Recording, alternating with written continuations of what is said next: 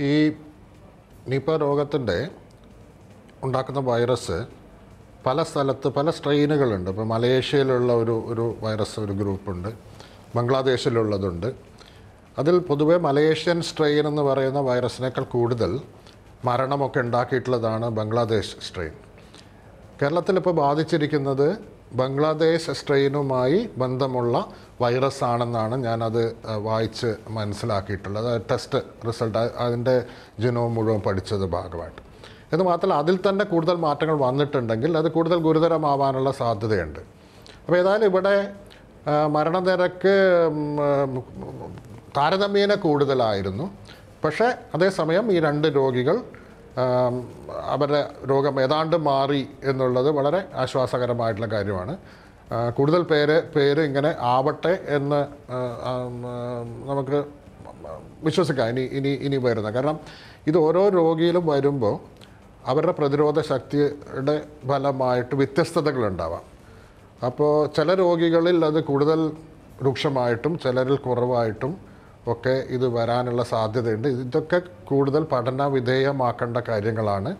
ഏതായാലും 2 പേര് രക്ഷപ്പെട്ടു എന്നുള്ളത് വളരെ നല്ലൊരു വാർത്തയാണ്. അതോടൊപ്പം എനിക്ക് പറയാനുള്ളൊരു സംഗതി, ഈ ടെസ്റ്റ് റിസൾട്ട് നെഗറ്റീവായ ചിലർക്ക് വന്നു എന്നുള്ള ഒരു വാർത്ത, അതും കുറച്ച് തെറ്റിദ്ധാരണ വരുത്തുന്നുണ്ട് തോന്നുന്നു. കാരണം ഏത് ടെസ്റ്റും നെഗറ്റീവ് ആവുന്ന ഒരു സാഹചര്യത്തിൽ ചിലപ്പോൾ അപൂർവമായി ഒരു ടെസ്റ്റ് ചെയ്യുന്ന സമയത്ത് ഫോൾസ് നെഗറ്റീവ് എന്ന്, തെറ്റായ നെഗറ്റിവിറ്റി അങ്ങനെ വരാം. പല കാരണങ്ങളുണ്ട്. അത് സാങ്കേതികമായിട്ടുള്ള കാരണങ്ങൾ കൊണ്ടാവാം, ചിലപ്പോൾ സാമ്പിള് മോശമായതുകൊണ്ടാവാം, ചിലപ്പോൾ രോഗിയിൽ നിന്ന് എടുത്ത സാമ്പിളിൽ വേണ്ടത്ര വൈറസ് എത്താത്തത് കൊണ്ടാവാം. ഇതുകൊണ്ടെല്ലാം തന്നെ ചിലപ്പോൾ ഒരു രോഗമുള്ള ആൾക്ക് പോലും നെഗറ്റീവായിട്ടുള്ളൊരു ടെസ്റ്റ് റിസൾട്ട് വരാം. അതിനാണ് ഫോൾസ് നെഗറ്റീവ് എന്ന് പറയുന്നത്. അപ്പോൾ ഒരു ലബോറട്ടറിയുടെ ഒരു ടെസ്റ്റിൻ്റെ മുകളിൽ മാത്രം നമ്മൾ ഒരിക്കലും അതിൽ മാത്രം ആയിരിക്കരുത്, അത് വെച്ച് മാത്രം തീരുമാനങ്ങൾ എടുക്കരുത്. ഒരു കോണ്ടാക്റ്റ് ഉള്ള ഒരാൾക്ക് നിപയുമായി ഒത്തുപോകുന്ന രീതിയിലുള്ള ലക്ഷണങ്ങൾ ഉണ്ടെങ്കിൽ അത് ടെസ്റ്റ് പോസിറ്റീവായാലും നെഗറ്റീവായാലും അത് നിപ രോഗമായി തന്നെ പരിഗണിച്ചുകൊണ്ട് അത് പൂർണ്ണമായി നിപ രോഗത്തിന് എടുക്കുന്ന എല്ലാ സംവിധാനങ്ങളും അതിന് ഒരുക്കേണ്ടതായിട്ടുള്ളൊരു ആവശ്യമുണ്ട്. അത് എല്ലാ ആരോഗ്യ പ്രവർത്തകരും കൂടെ അറിഞ്ഞിരിക്കേണ്ട ഒരു സംഗതിയാണെന്ന് തോന്നുന്നു.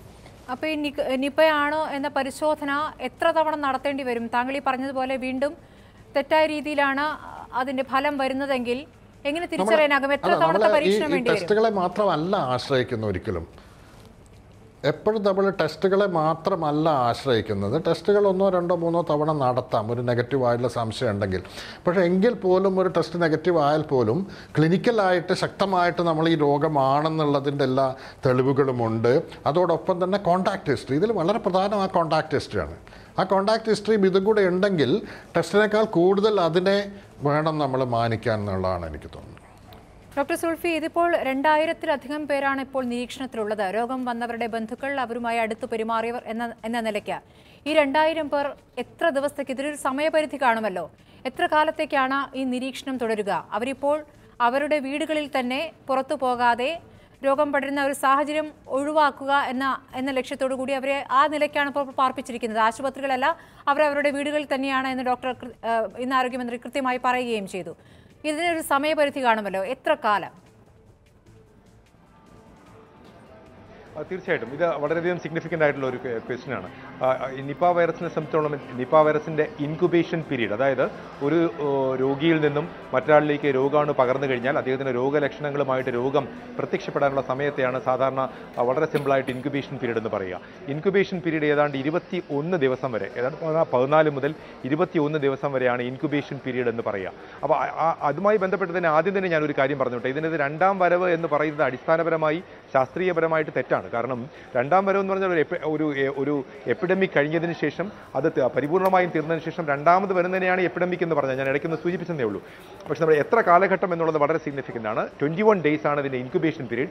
അതിൻ്റെ ഇരട്ടി കാലാവധി, അതായത് ഏതാണ്ട് 42ഓളം ദിവസം നമുക്ക് ഒരു രോഗിയെ, അതായത് കോൺടാക്ട് ഉണ്ടായതിനു ശേഷം ഒരു 42 ഡേയ്സോളം നമുക്ക് ഐസൊലേറ്റ് ചെയ്ത് നിർത്തുകയോ അല്ലെങ്കിൽ മാറ്റി നിർത്തുകയോ ചെയ്യേണ്ടി വരും എന്നാണ് സാധാരണയായിട്ടുള്ള കണക്ക്. അതിന് ചില വാരിയേഷൻസ് നമുക്ക് രോഗിയുടെ രോഗലക്ഷണങ്ങളും മറ്റു കാര്യങ്ങളും കാര്യങ്ങളൊക്കെ ആസ്പദമാക്കിയിട്ട് പരിപൂർണമായിട്ടും രോഗത്തിൽ നിന്നും മാറി നിൽക്കുന്നു, രോഗത്തിൽ നിന്നും വിമുക്തി നേടിയിരിക്കുന്നു, അല്ലെങ്കിൽ രോഗം പകരാനുള്ള സാധ്യതയിൽ നിന്നും പരിപൂർണമായിട്ട് മാറിയിരിക്കുന്നു എന്ന് വ്യക്തമാക്കുവാനായിട്ട് ഏതാണ്ട് ഇൻക്യുബേഷൻ പീരീഡിൻ്റെ ട്വൈസ് പീരീഡ് നമുക്ക് തീർച്ചയായിട്ടും എടുക്കേണ്ടി വരും.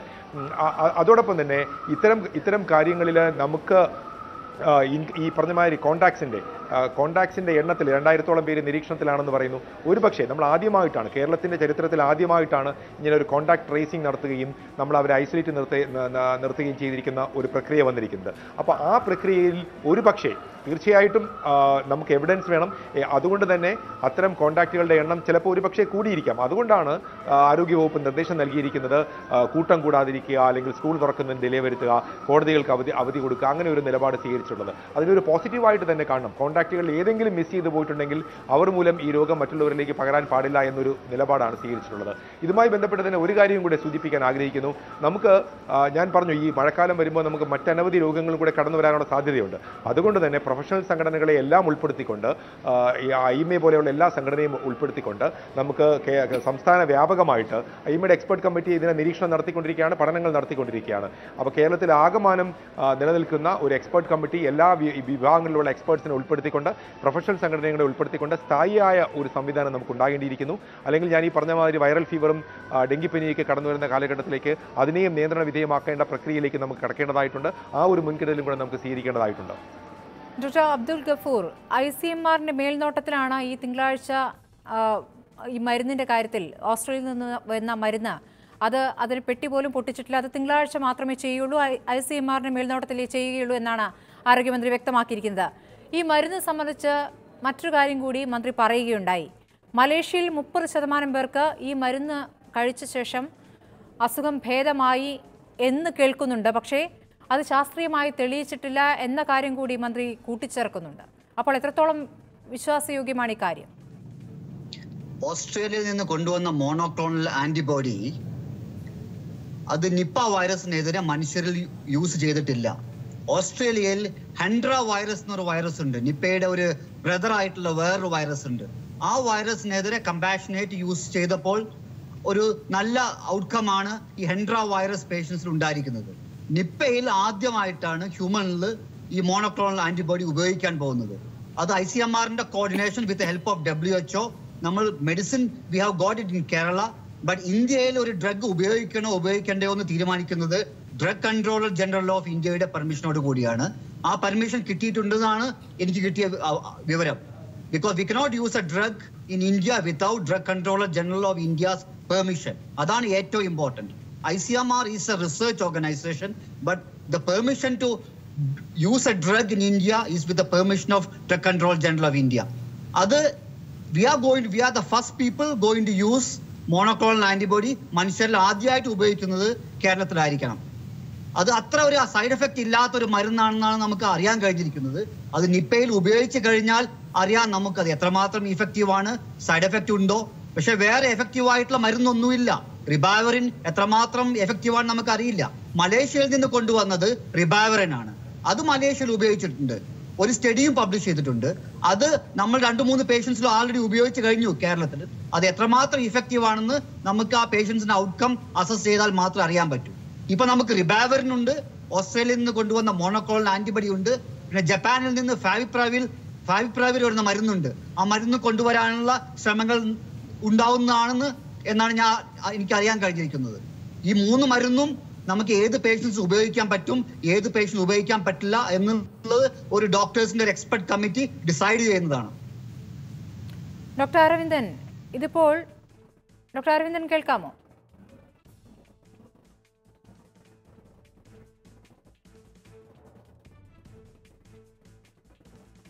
ഡോക്ടർ അരവിന്ദനിലേക്ക് എത്താം ഒരു ഇടവേളയ്ക്ക് ശേഷം.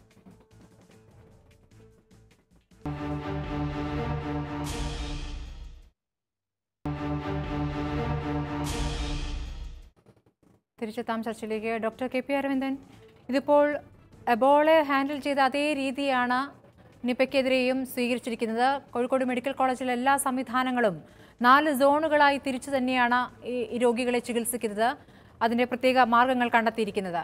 പക്ഷെ അപ്പോഴും ഒരു പ്രധാനപ്പെട്ട കാര്യം എന്നുള്ളത് നിപ പടരുന്നത് ആശുപത്രിയിൽ നിന്നാണ് എന്നുള്ള ആശങ്കയാണ്. ആശുപത്രിയിൽ വന്നതുകൊണ്ട് മാത്രം നിപ ബാധിച്ച് മരിച്ച വ്യക്തി ഉണ്ടായിട്ടുണ്ട്. അപ്പോൾ ആശുപത്രിയുമായി ബന്ധപ്പെട്ടുള്ള ആശങ്കകൾ അതെങ്ങനെയാണ് നീക്കുക?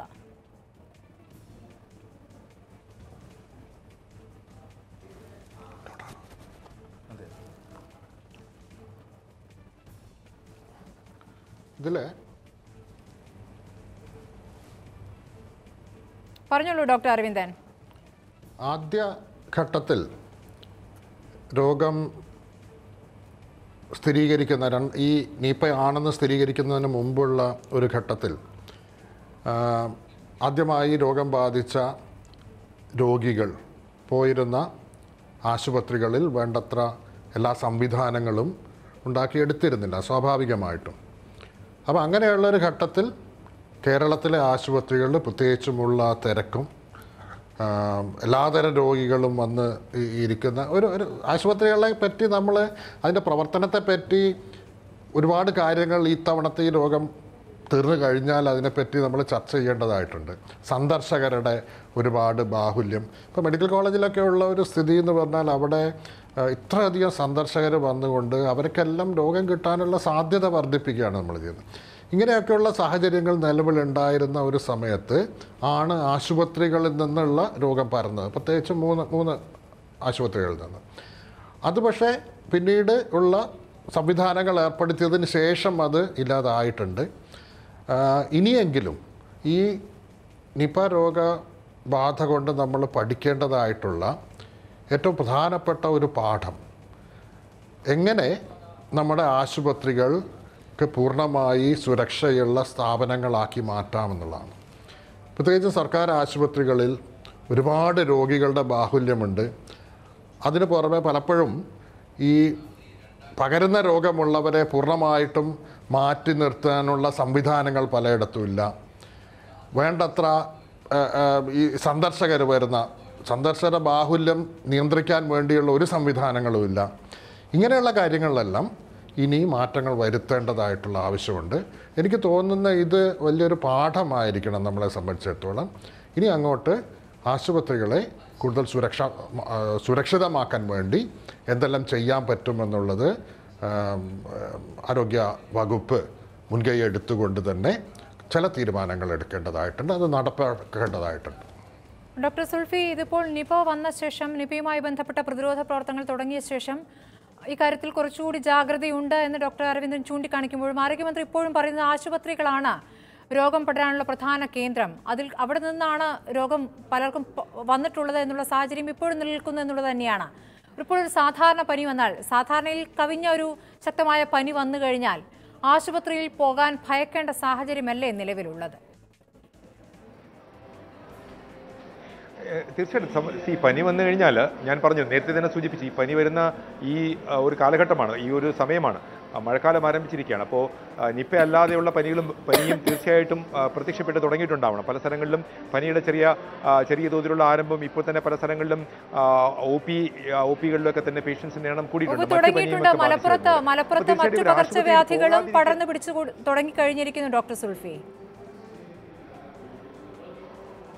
തീർച്ചയായിട്ടും അവിടെയാണ് ഏറ്റവും പ്രാധാന്യം അറിയിക്കുന്നത്. അപ്പോൾ ഇത്തരം രോഗികൾ ആശുപത്രിയിൽ പോകാതിരിക്കുക എന്ന് പറയുന്നത് തീർച്ചയായിട്ടും നമുക്ക് പോസിറ്റീവായിട്ട് അംഗീകരിക്കാൻ കഴിയില്ല.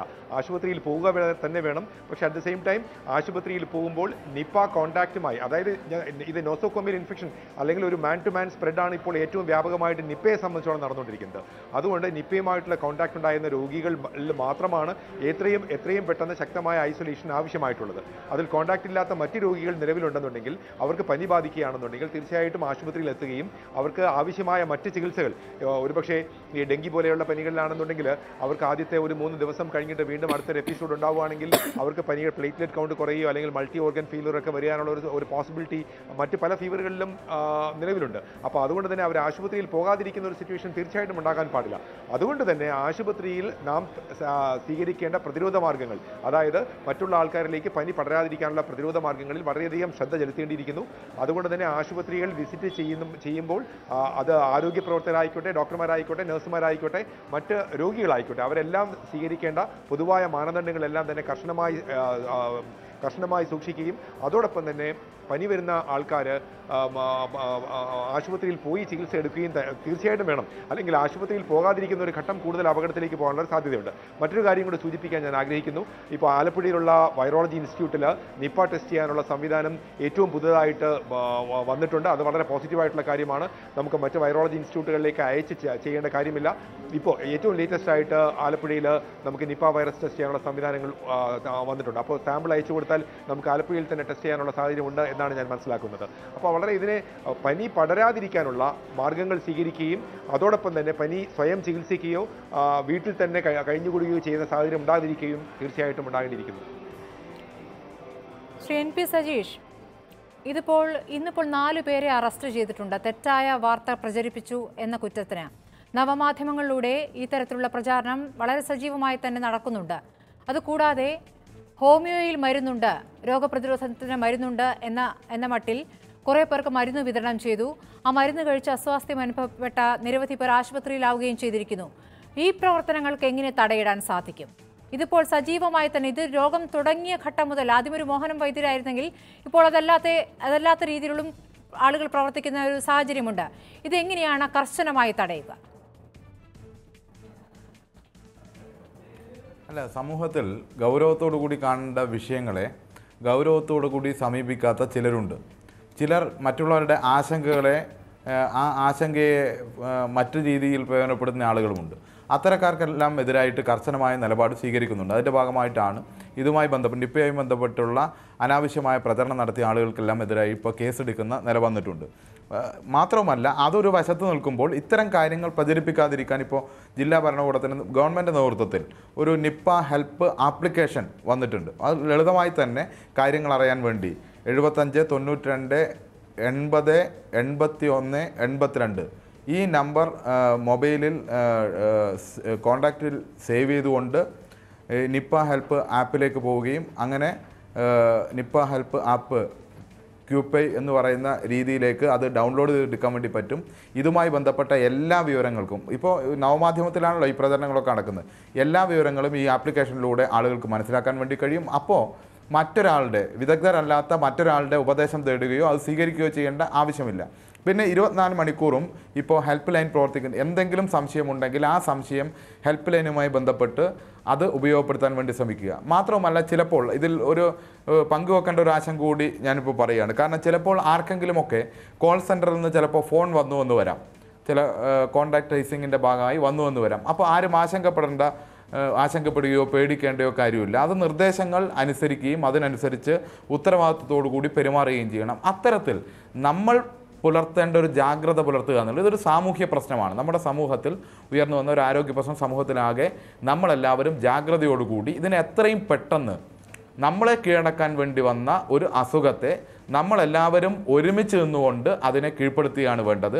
അതിന് എല്ലാവരും സഹകരിക്കണം. പേരാമ്പ്രയുമായി ബന്ധപ്പെട്ട് നിങ്ങൾക്ക് ഈ പ്രവർത്തനം എത്രത്തോളം ശക്തമായി മുന്നോട്ട് കൊണ്ടുപോകാൻ സാധിച്ചിട്ടുണ്ട്? കാരണം കോഴിക്കോട് ടൗണിൽ പേരാമ്പ്രക്കാരനായ ഒരു കച്ചവടക്കാരനെ ഓടിച്ചു വിടുന്ന സാഹചര്യം, നിങ്ങൾ പേരാമ്പ്രക്കാരനാണ് എന്ന് അറിഞ്ഞു കഴിഞ്ഞാൽ അയാളെ അവിടെ നിന്നും ഒഴിവാക്കാവുന്ന രീതിയിലുള്ള പ്രതികരണങ്ങൾ നടത്തുന്ന സാഹചര്യമൊക്കെ ഉണ്ട്. പേരാമ്പ്രയിൽ നിങ്ങളുടെ പ്രതിരോധ പ്രവർത്തനങ്ങൾ എങ്ങനെയാണ്? ബോധവൽക്കരണ പ്രവർത്തനം അല്ല, പേരാമ്പ്രക്കാരെ എല്ലാവരെയും ഓടിച്ചു വിടുന്നൊന്നുമില്ല. ഞാൻ പേരാമ്പ്രക്കാരനാണല്ലോ, പേരാമ്പ്രയിൽ നിന്ന് വന്നിട്ടാണല്ലോ ഇപ്പോൾ ഈ ചർച്ചയിൽ പങ്കെടുക്കുന്നത്. അങ്ങനത്തെ പ്രയാസങ്ങളൊന്നും നിലനിൽക്കുന്നില്ല. പക്ഷേ ഈ ആശങ്ക ഉണ്ടായിട്ടുണ്ട്. കാരണം ആദ്യത്തെ കേസ് റിപ്പോർട്ട് ചെയ്തത് അവിടെ ആയതുകൊണ്ട് ചില ആശങ്കകൾ നിലനിൽക്കുന്നുണ്ട്.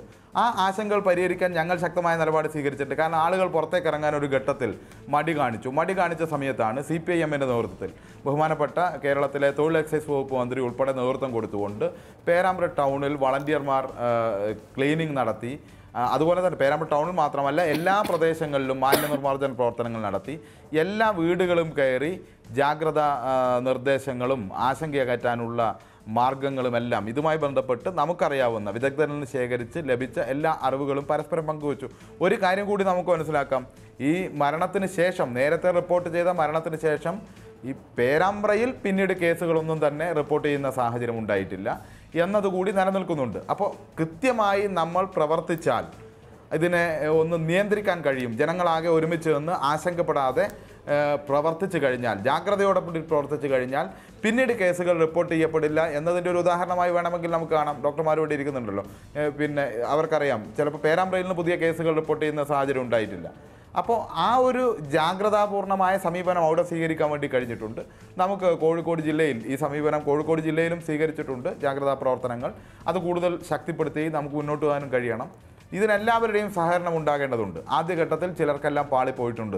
നവമാധ്യമങ്ങൾ മാത്രമല്ല, മാധ്യമങ്ങൾക്കും പാളിപ്പോയിട്ടുണ്ട്. നമ്മൾ കൈകാര്യം ചെയ്യേണ്ട രീതിയിലല്ലാതെ ചില ആശങ്ക പെടുത്തുന്ന രീതിയിലുള്ള ചില കാര്യങ്ങളെല്ലാം പ്രചരിപ്പിച്ചു. ആ പ്രചരണം കുറച്ച് ദോഷം ചെയ്തിട്ടുണ്ട്.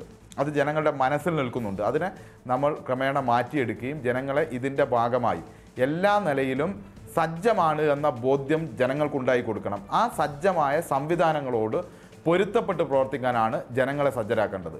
അതിന് നമ്മൾ എല്ലാവരും ഒരുമിച്ച് ചെയ്യണം.